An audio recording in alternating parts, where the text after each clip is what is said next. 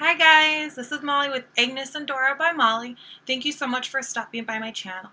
If you guys have any questions for me, you can find all of my contact information down below. Today I'm going to be talking about growing your inventory and some of the differences between Agnes and Dora and LuLaRoe. So LuLaRoe has this motto that is kind of a buy motto. So their motto is based off of the fact that the more inventory you have, the more money you're going to make and the more sales you're going to have. Now, while I partially do agree with that to some extent, I also don't want you to buy a ton of inventory because you feel pressure to do so and then have things that you can't really sell. I don't want you turning around and buying things and then you're like buying it on credit cards or, tying up all of your profit all the time. So my first tip I have is just do it right the first time. Also, you guys, I'm sorry if you see me looking down, it's because I have notes, so I make sure I cover everything I want to discuss today.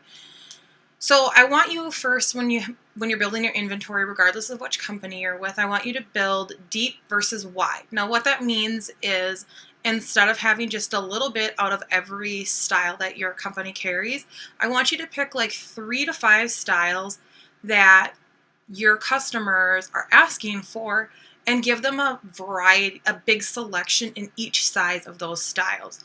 So like with Agnes and Dora, we have a lovely Curie style dress, and with those, if that's going to be one of the things that you're going to be choosing for your styles to build deep with first, what you're going to want to do is you're going to want to have 5 to 10 prints in each size. So maybe some of your sizes that you aren't going to sell quite as much of, maybe like an extra small, or like your larger sizes, you might want to only have 5 to 8 in those. But if your customers are asking for larges or mediums, you're maybe going to want to have 8 to 12 in those sizes, depending on what they are. But make sure you know what your customers are asking for so that you don't buy a ton of the wrong size and then you kind of have to sit there with it.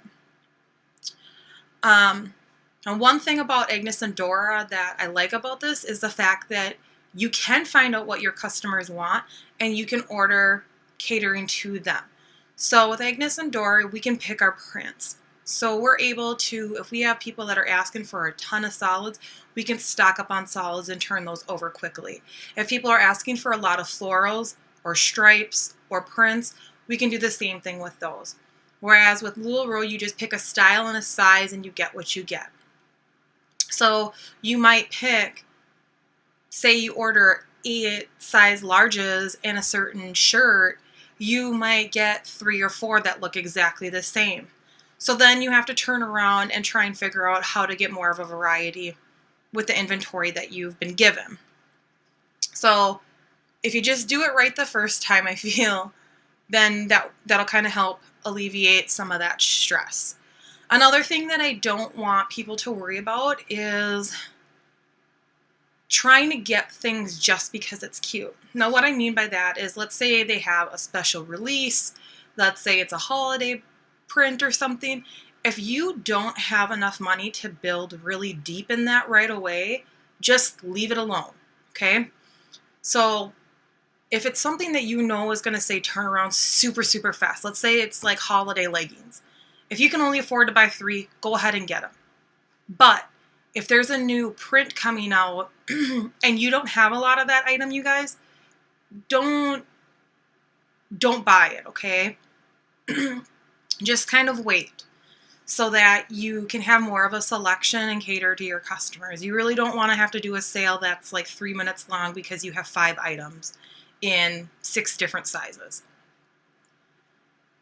Okay, second one is to get creative. So any styles you have that are styles that you want to carry, just kind of get creative with how you're going to show those off and get people to be attracted to those. Now with Agnes and Dora, we get a little bit of everything in our kit. We get a little bit of every single style that we carry. So if there's something that I have that I don't want to carry right away, I want to be creative about how I'm going to get rid of that. If I don't show it off to people, they're not going to buy it. So if there is, say, one of our tops is called a love top. Well, that's a really popular top. But let's say for some reason, my customers aren't really crazy about that. So that's not something I want to build deep in right away. So what I want to do is I want to start wearing that top when I'm doing videos and stuff so that people say, hey, what's that top? Can I buy that? What size is it? Match it with an outfit so that people can kind of see how it's going to go with something and they'll be more inclined to buy it. When you're doing a video like this where you're talking about tips or something, have it on a mannequin in the background. Another way that you can get rid of things that you don't necessarily want to carry right away is to do a sale by size. So you can do a sale and say, I'm going to be selling smalls today. And everything that you have that's a size small, you will showcase that day. No matter what t-shirt it is, what dress it is, if it's leggings, you're going to talk about all of those items that specific day. Or in your album sale, however you want to set your sale up. So I think that's probably something that would be more of a helpful tip to somebody who would be maybe in LuLaRoe, just because they're not able to pick the prints of their items. But it's a good tip to have for either company with selling by size. You guys kind of got to mix it up. You got to do what works for you and what works for your customers and what seems to be attracting them. Now, my third tip is plan ahead. So when you're going to place your order, you guys, with Agnes and Dora, this is especially key since we do get to pick out our patterns. You really need to make a plan. You need to be keeping track of what you're selling, what sizes you're selling, and kind of make a mental note when you're going live or you're talking with people in your album sales. Kind of make a note or even write it down what they're asking for that you don't have. So if people are asking for a ton of larges, and this is a great thing to do when you're first starting, you guys, and you aren't super familiar with your customers yet. If they're asking for a ton of larges, make sure you write that. Make sure you note that hey, I need to stock up on larges. If you don't have very many people that are asking for smalls, then you don't need to stock up on that quite as much. So knowing what sizes people are asking for, what styles they're asking for is going to be helpful. If people see a style they like, but they don't see a color or print they like, they're going to ask, are you going to get more of this top? Are you going to get more of these high-lows? Are you going to get more of these Austins? They will ask you, and make a note of that. And start planning ahead as to when you want to try and build that particular item deep. Agnes and Dora does weekly launches with their clothes. So every week you can be placing another order with the items that we sell. So every week you want to make sure that you're keeping track of what you're selling. Kind of touching base on the sizes. Like I said, if you're building deep, I want you to have 5 to 10 pieces in each size. So if you have a ton of people that are asking for mediums, then get 8, 10, 12 items in a medium. If you only have a few people that are asking for an extra small or a double XL, then get maybe 5 or 6 in that size so that you don't have quite as big of an inventory to worry about trying to push on a smaller audience. So that's a good thing of, just because you say maybe wear a large and you really like floral doesn't mean that's exactly what your customers are going to be asking for. So you really have to listen to them and pay attention to what they're asking for so that you can order your inventory smarter. Now, number 4 is your stock, your inventory. How do you keep a good inventory? So a good rule of thumb is to reinvest 30% in what you're selling, 50% in buying, and I wouldn't spend more than 70% in your retail, what your expenses are for that. I hope that kind of makes sense, you guys, what you're going off of your profit. So This is going to be maybe harder with LuLaRoe because I know their minimum order, I believe what I've heard most recently, is that their minimum order is 50 items, and that's a really large item, a really large number. Before that it was 33, but that's still a really large number to be reinvesting. So when you're first initially starting your business and you sell 12 items, you really want to restock those items, but you can't restock just 12 items with them. You have to restock quite a few items before you're able to place an order. So then you're stuck with a decision that you either have to try and reinvest more money, put it on a card, borrow money from your savings, whatever you need to do to get that first like restock order placed, or you have to focus on pushing all the items that you have access to so that you're able to replace more items at one time. With Agnes and Dora, we have a much smaller minimum order that we're allowed to place. So if you have a party and you sell 10 items and you want to restock those items for your next party in a few days, it's super easy to restock those items. You can go online and restock those items because our minimum order is $100. So totally doable and super friendly for a new representative, because now you can quickly turn over your inventory and keep the same size inventory without having to worry about hurting your bank account, okay?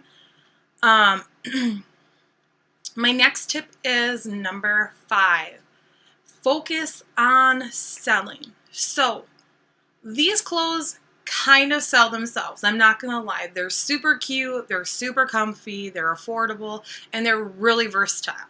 So every time that I've worn Agnes and Dora, I've had people asking, they're like, that's a really cute outfit. Where did you get it? Now, surprisingly enough, which I really had initially expected, I don't have people saying, hey, is that LuLaRoe? Which is what I completely expected when I'm wearing leggings and a top. But I don't have people doing that.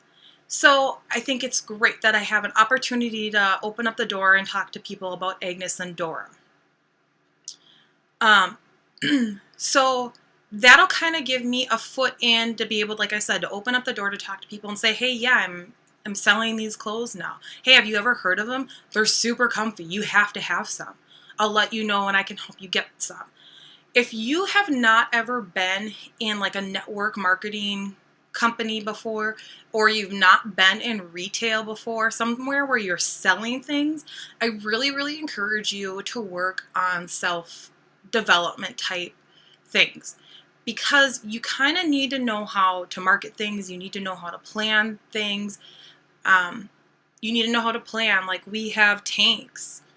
Okay, well, I don't want to be trying to sell tanks in the middle of winter in Minnesota. That's ridiculous. No one's going to buy them from me. But I do know when it's starting to get nice in Minnesota or anywhere else across the country, and that's when I want to try and push those things.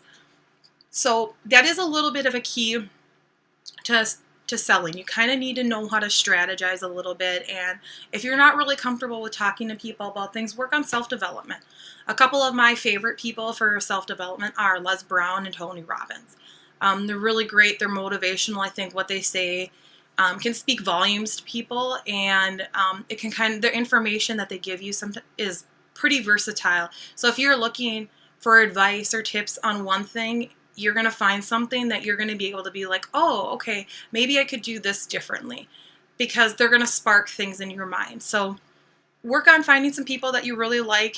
You don't have to use those guys if you don't like, but find, one or two people for sure that you really like the way they speak. You want to have somebody you connect with and that you can turn to, especially if you're having a rough week. If you're having a rough personal week, you guys, it can bring your business down. So you need somebody to lift you up. So find something that you can go to when you need a little bit of pick-me-up so that you can keep your sales going.